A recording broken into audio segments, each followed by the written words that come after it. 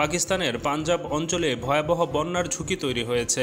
মঙ্গলবার কর্তৃপক্ষ জানায়, টানা ভারী বর্ষণ ও ভারতের দুটি বাঁধ থেকে পানি ছাড়ার সিদ্ধান্তের কারণে এই বিপদের আশঙ্কা দেখা দিয়েছে। ঝুঁকির মধ্যে রয়েছে দেশটির বৃহত্তর শহর লাহোর। সাম্প্রতিক সপ্তাহগুলোতে ভারত ও পাকিস্তান দুই দেশেই তীব্র মৌসুমি বৃষ্টি ও বন্যায় বিপর্যস্ত। ভারতের বাঁধ থেকে অতিরিক্ত পানি ছাড়ার ফলে পাকিস্তানের পাঞ্জাবে আরও বড় বন্যার আশঙ্কা তৈরি হয়েছে। পাকিস্তানের প্রধান খাদ্য ভাণ্ডার হিসেবে পরিচিত এ প্রদেশে দেশটির মোট 24 কোটি জনসংখ্যার প্রায় অর্ধেক মানুষ বসবাস করে।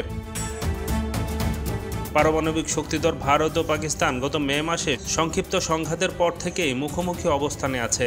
এখন বন্যার জন্য ভারতকে দায়ী করলে দুই দেশের সম্পর্কে নতুন উত্তেজনা দেখা দিতে পারে।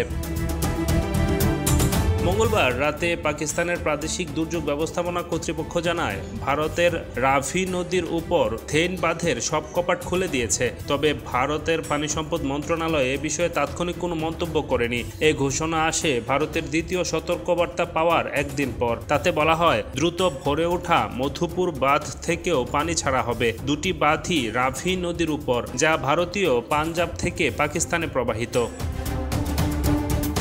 পাঞ্জাব কর্তৃপক্ষের কর্মকর্তা ইরফান আলী কাঠিয়া জানিয়েছেন, বন্যার পরিস্থিতি ভয়াবহ। আগামী 48 ঘন্টা হবে সবচেয়ে গুরুত্বপূর্ণ। জাতীয় দুর্যোগ ব্যবস্থাপনা কর্তৃপক্ষের এক মুখপাত্র জানান, স্যাটেলাইটের ছবিতে দেখা গেছে থেইন বাঁধ 97% পূর্ণ। যে কোনো সময় পানি ছাড়া হতে পারে।